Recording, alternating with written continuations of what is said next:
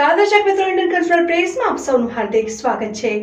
આણંદ જિલ્લાના ઉમરેઠ ગામમાં આવેલ ચંદ્રમૌલેશ્વર મહાદેવ મંદિરમાં આષાઢી તોલવામાં આવી।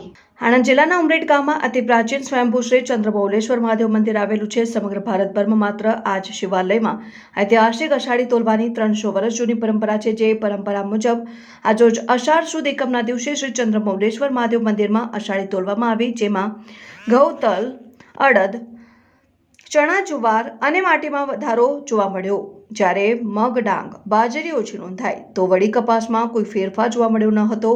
અષાઢીના વર્તારા પ્રમાણે આવનાર વર્ષ સમધારણ રહેશે, જેમાં વિશેષ રીતે ઘઉં, તલ, અડદ, જુવાર પાક ખૂબ સારો થશે, એટલે કે શિયાળુ પાક સારો રહેશે તથા વરસાદ પાછોતરો રહેશે અને કુદરતી હોનારત ઓછી રહેશે, એવો વિશ્વાસ મંદિરના પૂજારી અને ટ્રસ્ટી સદાશિવ દવે દ્વારા વ્યક્ત કરવામાં આવ્યો।